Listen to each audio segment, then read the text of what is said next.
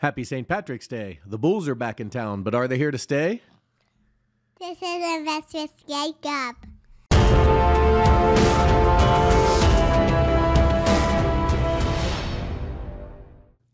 Okay, guys, before we begin, a couple housekeeping notes. First, this will be my last video of the week, as I do have family in town and we'll be spending the weekend with them.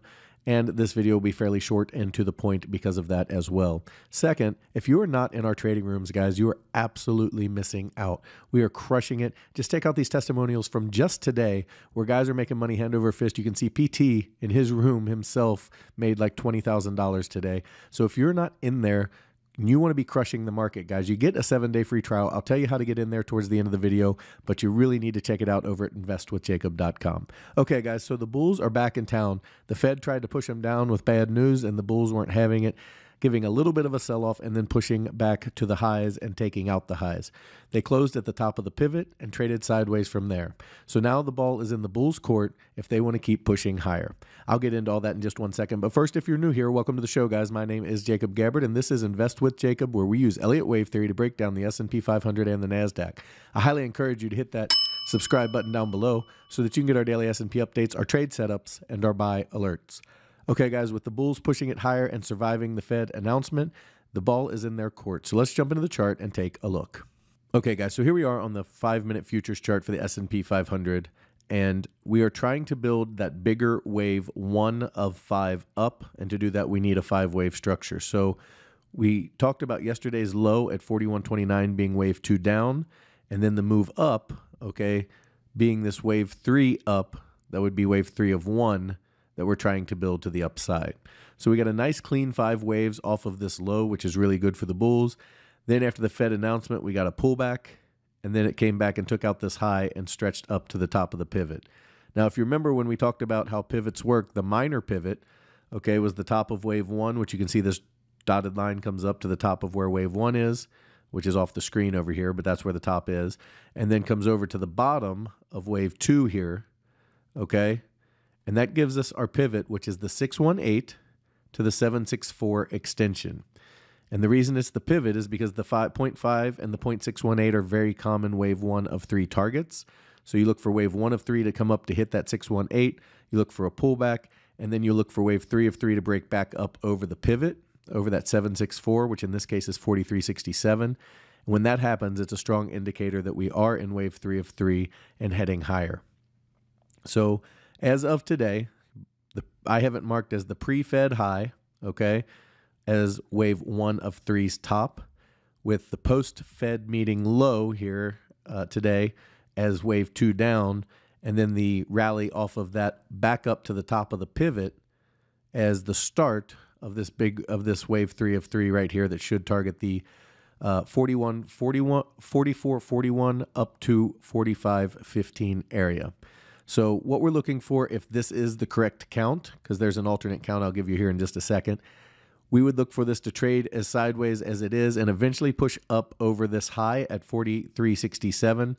And if it does that, okay, we would expect it to at least extend to 44.41, which is the 1.0 extension. And more commonly, we would expect it to extend to 45.14, which is the 1236 extension. But it needs to at least hit 44.41 to be a valid wave 3.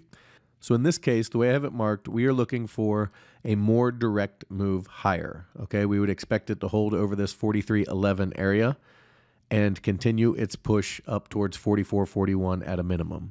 Now, the alternate count is that the top here is all of wave 1, so the 5 would move over, and the 3 would just move up 1 degree here, and the 4 would move down.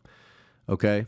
Now, if this is the case, and the top here at 43.67, which is a little bit high for a wave 1, but still within reason, okay? If this is the case, we would see a bigger sell-off down into our support zone, and our support zone comes in at 42.48 down to 41.85. So if we see a break of 43.11, that's our first indicator that it's possible that wave 1 has topped and we do need to see a bigger pullback. However, if they can hold above that and really hold above the 42.76 level, we would like them to hold above that. But 43.11 is really where we want them to hold above. If they can hold above that and continue higher, then it's much more likely that wave 1 was over here. We had wave 2 down already, and we are in this wave 3 towards this 44.41 area. However, if they break 43.11 to the downside, then we would start looking at our support zone at 42.48 down to 41.85 for wave 2 of 3 to hold. So essentially this 2 would just move over here and you would have wave 1 at the top, wave 2 down, and then we would start this march higher in wave 3. So essentially what we're watching is how this move on this flag here plays out. If it can continue sideways and then accelerate higher, okay, we expect 44.41 next, and more commonly 45.14.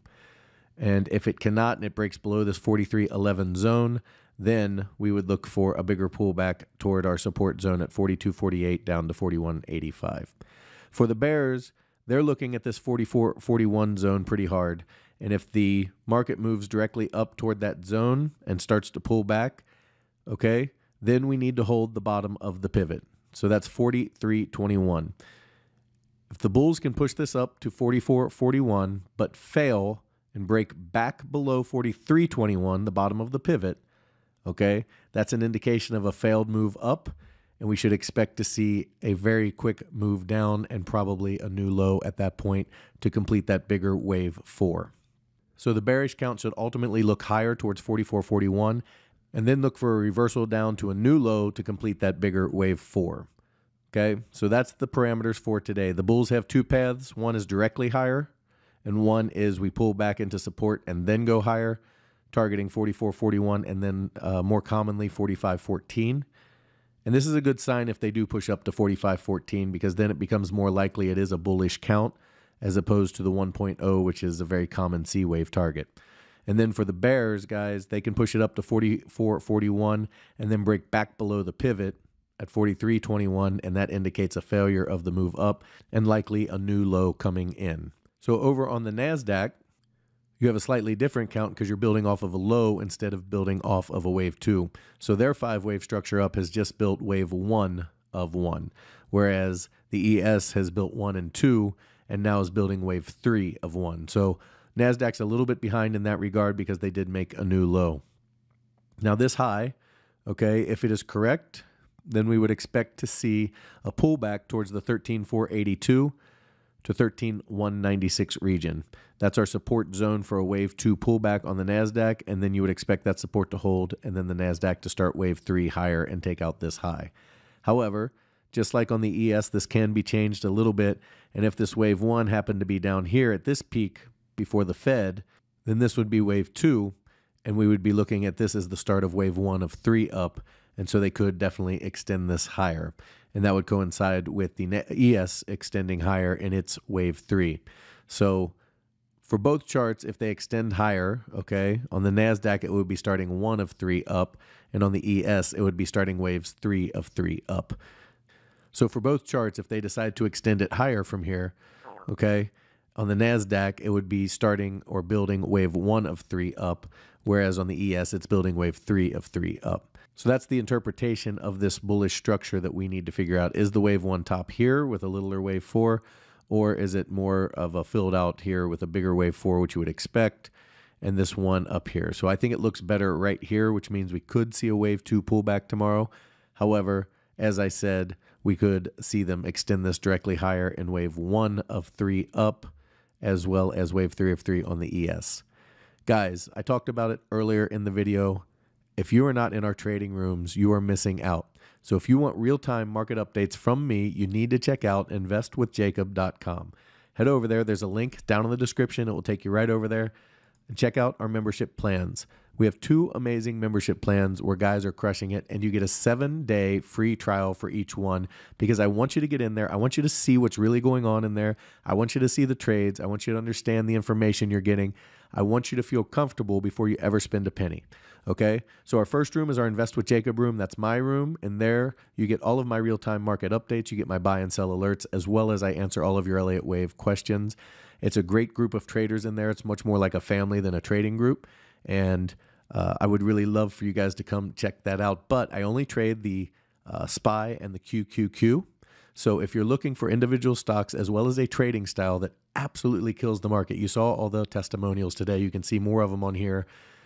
You need to check out PT's Throne Room. In that room, you get my room, okay, plus you get PT's room, which is individual stocks, the indexes, and his reduced risk trading style by using binary trading methods. It's unbelievable. He is absolutely crushing the market. As I said, he made $20,000 just today on his trading style, as you saw earlier. So an incredible room to check out. You get a 7-day free trial with both. Guys, come on over and let's make some money together. All right, so the key takeaways for today, we want to see how this move sideways plays out. If they extend higher, okay, we would expect to see 44.41 more directly, and then ultimately we would hope to see 45.14. That would be the most bullish thing we could see. And from there, we would expect a pullback to test the pivot. If they decide to drop it, we have a support zone at 42.48 down to 41.85. We would expect the wave 2 to hold there and then start this wave 3 up. For the bears, I think they want to see 44.41 first, as that is the C wave target, as you can see here for the bigger ABC. And then you would want to see, they would want to see rather, a move down that breaks the pivot at 43.21. And if you see a break of 43.21, it indicates a failed move higher and likely a lower low coming. Okay, on the NASDAQ, they have a wave 1 in place. The interpretation will be, was this peak the wave 1 or this peak? I think it's this one. It looks better that way, which would mean they'd need a wave 2 pullback. And their support zone is 13.482 down to 13.196. But if they do start to extend this higher, okay, then it looks much more like the one is down here on the pre-Fed announcement peak. And wave 2 was the post-Fed announcement drop. And that has started wave 1 of 3 higher. Guys, it's the weekend. I'm spending time with family. I hope you do the same. Okay, I won't be in on Friday. No video on Friday. I hope you have a wonderful weekend, an excellent trading weekend, and I will talk to you next week.